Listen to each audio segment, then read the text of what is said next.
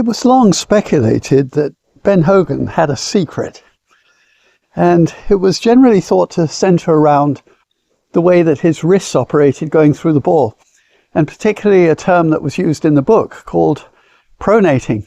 Now, it turns out that that expression was misused and well worth a chat. Ben Hogan was notoriously, by his own admission, unable to win anything until he stopped from hooking. Hooking is a characteristic of a very good golfer with a lot of power, where the ball bends dramatically and usually quite costly fashion to the left. So he worked extraordinarily hard to try to eliminate that danger. And one of the changes he adopted was to have what they call a weaker grip, where the thumb was on top, the left thumb, and a short thumb at that to gain some control for later in the swing, which I'll come back to. And that weak grip, combined with the determination to initiate the downswing by leading with the right elbow as if it were tucked underneath the left one, meant that the club for a large amount of the downswing was looking at the sky. Now, if you look at Mo Norman, a very wonderful ball striker from Canada, he said essentially the same thing. And if you look at the still photos of him, his club face is in that same position. Quite a lot of golfers nowadays have the club turning already at that point to the left, but not those two.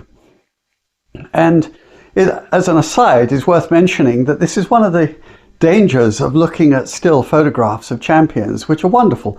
Golf and photography sort of emerged side by side. The instruction of golf and the use of photography was closely linked. And the problem is that golf is a dynamic movement. And if you look at still photos and say, well, if I replicate that shape of that champion, then everything will be fine, it's actually not true. Because you don't know what muscles and activities were at work to arrive at that one moment where that photo was taken in the shape that you admire. So back to the point that they were attacking with the club face significantly into the downswing with the club face behind them, because at the top of the swing, Ben Hogan particularly, had what they call a cuppy left wrist. Somewhat ambiguous term. It means that the knuckles are rotated back toward where the wristwatch would be. And it's also described as open. And if you can see from there, you might see that the club face, in his case, because of that weak grip, would be hanging a little bit more vertically, as Lee Trevino liked to call it, washing on a line, so that it didn't quite parallel the left forearm. Now, these positions are all anti-hook. And so as he started the downswing, he kept the wrist hinged. He wanted to maintain all of that wonderful power and then use it to, as Tommy Armour said, lash the ball.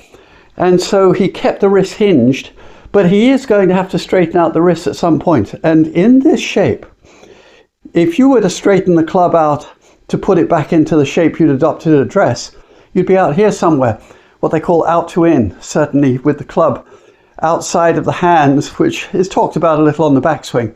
It's always viewed as an error on the downswing because it's out to in over the top and it hits either a dramatic pull or a slice. Now, he, though, kept the elbow under the left elbow, the right elbow, and only straightened the wrists in the very late stages of the downswing. And when you straighten out the wrists, you naturally arrive with the left wrist in this position that he described as pronated. It's actually flexion, not pronation. Little pedantic, but just for fun. And so he would be captured at that point with the wrist in this position.